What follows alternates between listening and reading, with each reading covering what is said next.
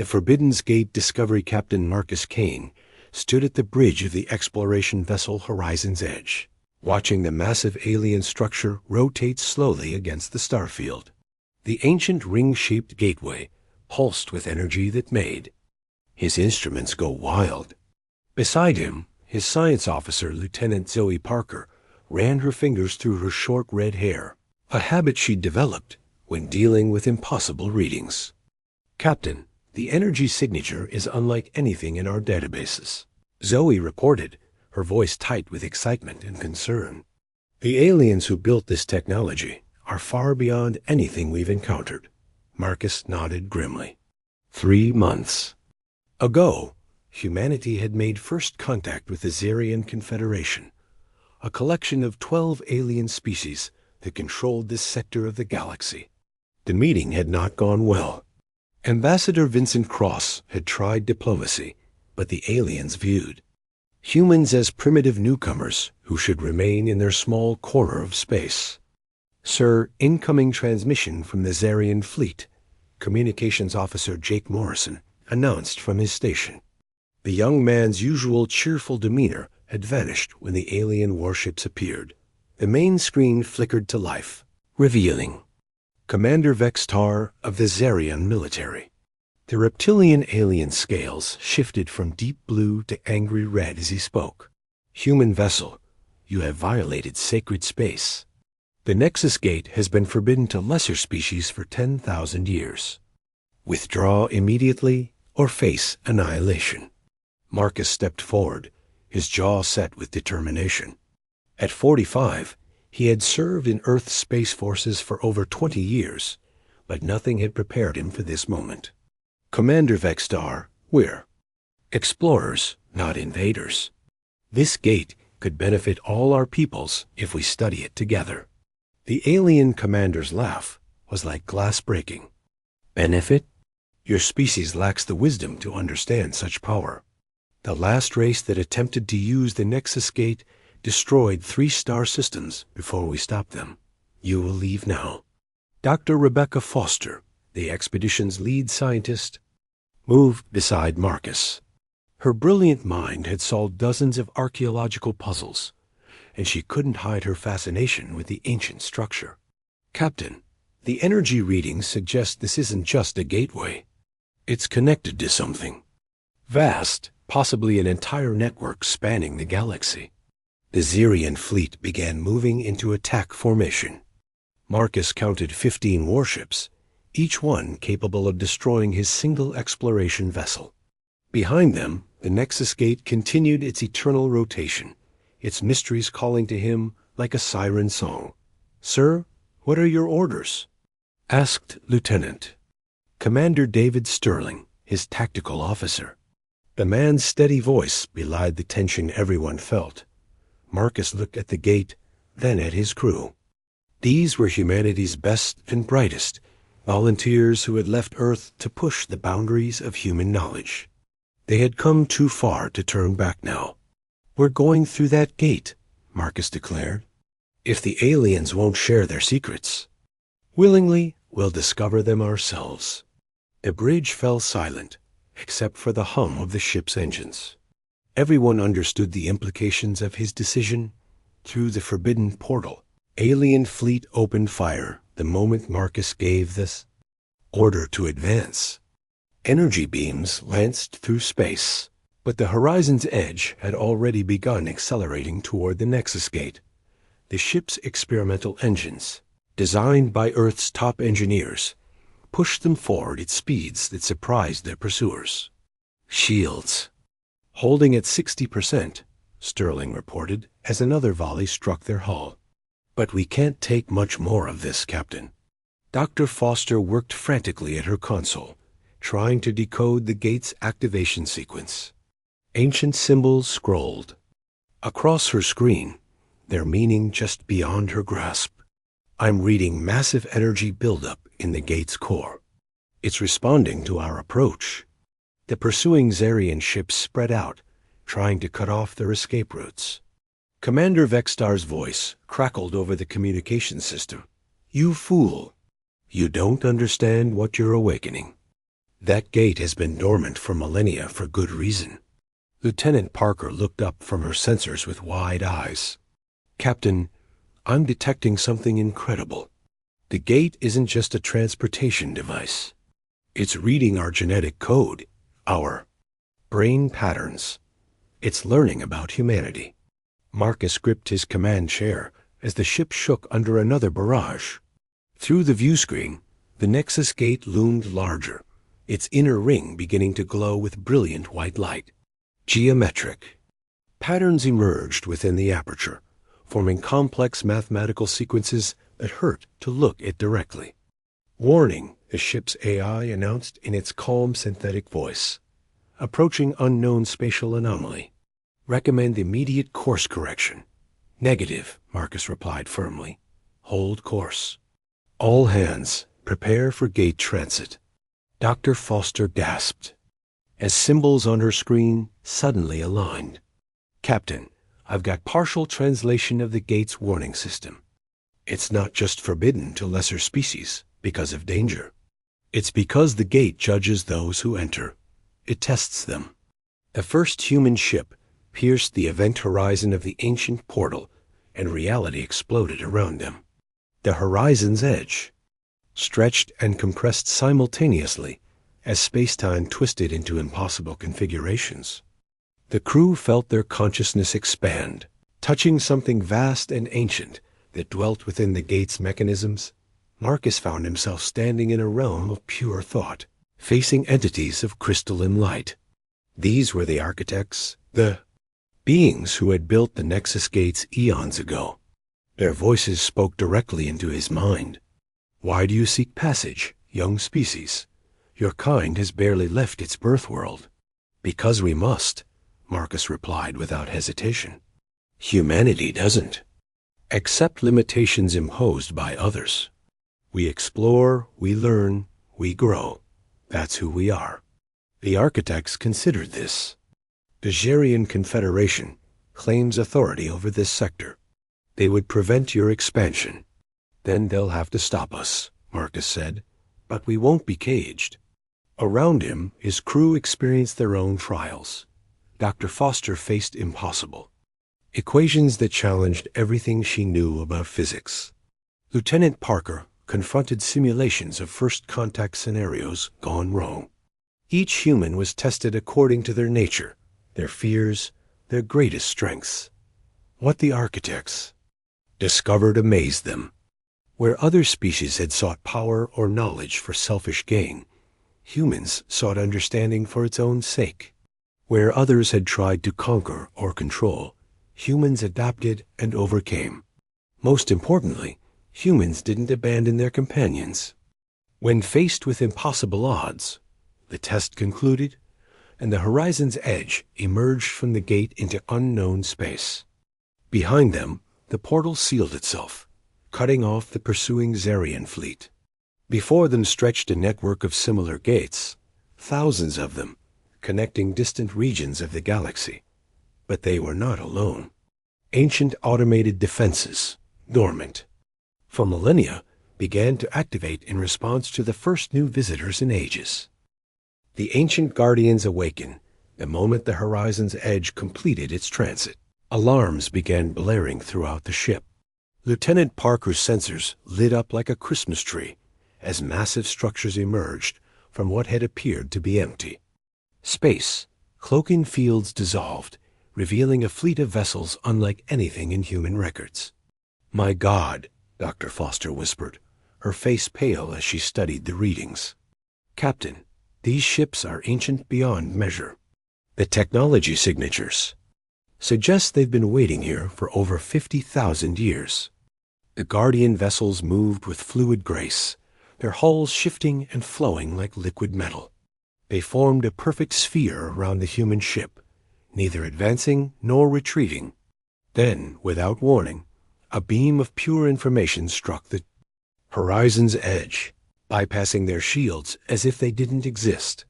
Marcus felt the alien presence probe their ship's computers, downloading everything from technical specifications to personal logs. The invasion lasted only seconds, but it felt like hours. When it ended, A new voice spoke over their communication system, ancient and patient as stone. I am Keeper Axiom, Prime Guardian of the Nexus Network. You are the first organic beings to pass the Architect's trial in 12,000 years. State your intentions, humans of Earth. The bridge crew exchanged glances. They were truly alone. Now, cut off from human space by the sealed gate, facing beings of unimaginable age and power. Marcus stood straighter, drawing on every ounce of command authority he possessed. We seek knowledge and peaceful contact with other civilizations. Our species is young, but we're willing to learn. Keeper Axiom's response carried hints of emotion, something almost like amusement. Knowledge. Always they seek knowledge, yet so few understand its true cost. Your Xerian pursuers believe knowledge should be hoarded, controlled, used as a weapon against the weak. What makes your species different? Doctor. Foster stepped forward, her scientist's instincts overcoming her fear. Because we share what we learn. Human knowledge belongs to all humanity, not just the few. We've built our entire civilization on the principle that information wants to be free. The guardianships began moving in complex patterns around them, their formations creating intricate geometric shapes. Marcus realized they were conducting some kind of analysis, studying human nature through their actions and responses. Interesting, Keeper Axiom mused. Your genetic patterns show recent, rapid evolution. Your neural pathways adapt faster than most species. You are young, but you possess potential we have not seen in eons. Lieutenant Commander Sterling monitored the tactical situation with growing concern. Captain, I'm reading massive energy. Signatures throughout this sector. Whatever this network connects to, it's big, really big. The space around them shimmered, and suddenly they could see the true scope of the Nexus network. Thousands of gates stretched across impossible distances, connecting distant galaxies in a web of ancient engineering. Some routes pulsed with activity, while others remained dark and unused. The network spans 13 galaxies, Keeper Axiom explained. It was built by the architects as their final gift to the cosmos before they transcended physical existence. Each gate requires a guardian, a species capable of maintaining balance and preventing abuse of the system. Marcus felt a chill run down his spine. You're looking for replacements. We are ancient, Captain Kane. Our original forms died out long ago. What you see are artificial constructs, echoes of consciousness preserved in quantum matrices. We have maintained our vigil for 50 millennia, but even we are not immortal. The network requires guardians who understand its true purpose. Dr. Foster's mind raced with possibilities. The Xerian Confederation, they know about this, don't they? That's why they guard the gates so jealously. The Xerians failed their trial 9,000 years ago. They sought to use the network for conquest, to spread their influence across the cosmos. We sealed their access and have watched them stagnate ever since. Their fear of other species using the gates stems from their own failure. The implications hit Marcus like a physical blow. Humanity had stumbled into something far larger than first contact with alien neighbors. They had discovered the key to galactic civilization itself, and with it, the responsibility to prove themselves worthy guardians of ancient knowledge around them. The Guardian fleet began to disperse, but their presence remained, watchful and evaluating. The test was far from over. The Xerian retaliation, 3 days passed in the Guardian sector, while Dr. Foster and her team worked around the clock to understand the network's basic functions. The ancient systems responded to human curiosity with surprising cooperation, revealing star charts, historical records, and technological principles that revolutionized their understanding of the universe. Lieutenant Parker had barely slept, her excitement over the archaeological discoveries keeping her glued to her console. Captain, I've found records of 17 different species that have served as network guardians throughout history. Most lasted only a few thousand years before either transcending physical existence or succumbing to the isolation. Marcus studied the data with growing unease. Being offered the role of galactic guardians was an honor beyond human imagination, but it came with a price. Previous guardian species had gradually lost touch with their origins, becoming something other than what they started as. "Sir," Communications Officer Morrison called out urgently. "I'm picking up massive hyperspace disturbances. Multiple contacts approaching our position." The main screen shifted to show the sealed Nexus gate they had entered through. The barrier was fluctuating, energy patterns becoming increasingly unstable. Then, with a flash that temporarily blinded their sensors, the gate exploded outward as a massive Xerion fleet forced its way through. Commander Vextar's flagship led the charge, followed by over 200 warships of various alien species. The sight made Marcus's blood run cold. The Xerion Confederation had mobilized its entire military force. "Human vessel," Vextar's voice carried barely controlled rage. "You have violated the oldest laws of galactic civilization. Your reckless actions have awakened forces that should remain dormant. Surrender immediately, and we may show mercy to your world." Dr. Foster looked up from her console with alarm. "Captain, the forced gate opening has destabilized the entire local network. If this continues, it could cause a cascade failure affecting dozens of systems." The Guardian fleet moved to intercept the Xerion invasion, but Keeper Axiom's voice carried a note of concern. "This forced intrusion violates ancient treaties. The Xerions' desperation has overcome their caution. They would rather risk destroying the network than allow humans to become its guardians." Lieutenant Commander Sterling ran tactical projections on the approaching fleet. "Sir, even with the Guardians helping us, we're outnumbered 200 to 1. The Xerions have brought everything they have." Marcus watched the two fleets move toward confrontation, his mind racing through options. The Xerions clearly intended to eliminate humanity's potential as network guardians, even if it meant damaging the ancient system they claimed to protect. Their fear had driven them to desperate measures. "Keeper Axiom," Marcus said, "what happens if the network is damaged beyond repair? Galactic civilization would fragment and die. Countless species depend on the gates for trade, communication, and cultural exchange. Without the network, the cosmos would return to isolated pockets of development, never again achieving the unity the architects envisioned." The first energy exchanges lit up space as Guardian vessels engaged the Xerion fleet. The ancient ships fought with precision and efficiency, but they were badly outnumbered. More concerning, some Guardian vessels showed signs of age-related deterioration.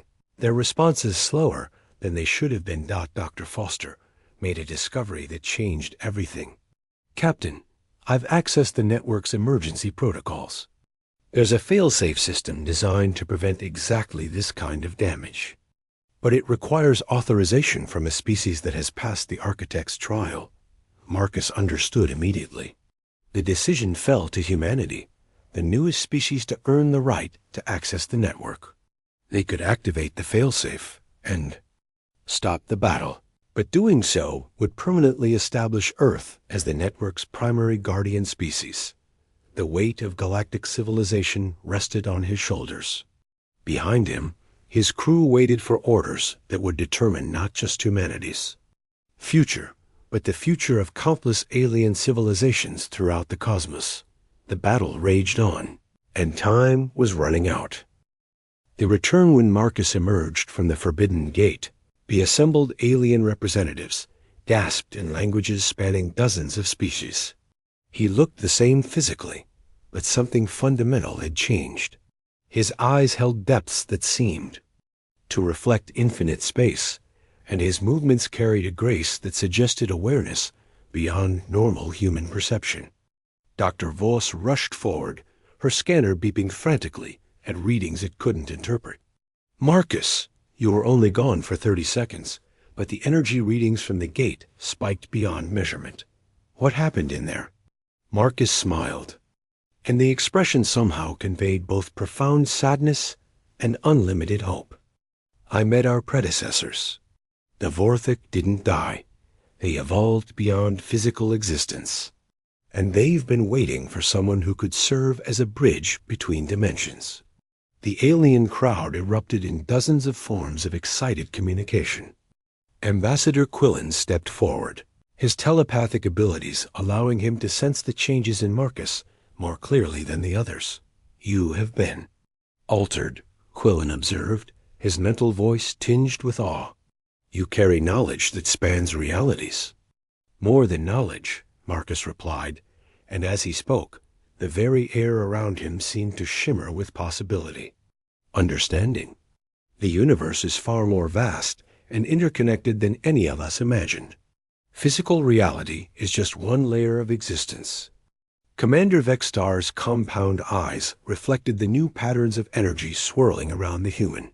"You speak of transcendence, but you remain here, in this reality." "Why?" Marcus looked at each of the alien representatives in turn, seeing not just their physical forms, but the potential that existed within their species' consciousness. "Because transcendence without connection is isolation. The Vorthik learned that lesson too late. Humanity's role isn't to abandon this reality, but to help others understand that there are no limits except those we accept." Elder Siphon's energy.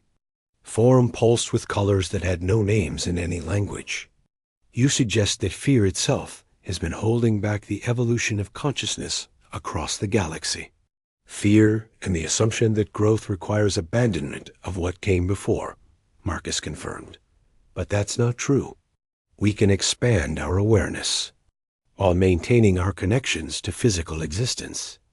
Kelthie approached cautiously, his mandibles clicking with nervous excitement. "The knowledge you carry, can it be shared?" "Not directly," Marcus admitted. "Each species must make their own journey through understanding. But humanity can serve as guides, showing that it's possible to bridge multiple levels of reality simultaneously." Captain Mordoc's scarred features twisted into what might have been the first smile of his warrior existence. "So humans will not abandon the stars for transcendence?" "Quite the opposite," Marcus laughed, the sound carrying harmonics that resonated in dimensions beyond the physical. "We'll help fill them with species who understand that consciousness has no ceiling." Dr. Voss stared at her readings in amazement. "The gate's energy signature is stabilized. It's no longer forbiddance. It's become accessible." Marcus nodded, feeling the weight of cosmic responsibility settling on his shoulders like a familiar cloak. "The Vorthik have opened the path. Now it's up to us to help others find the courage to walk it." As news of humanity's breakthrough spread across the galactic communication networks, a new chapter in cosmic evolution began. The species that had once feared the unknown started to whisper about possibilities they had never dared imagine. And at the center of it all stood humanity, no longer the primitive newcomers to galactic civilization, but the bridges between what was and what could be, carrying the light of transcendent understanding while keeping their feet firmly planted in the reality they called home. The Forbidden's gate pulsed once more, then settled into a steady glow that would serve as a beacon for any consciousness ready to take the next step in evolution. The end.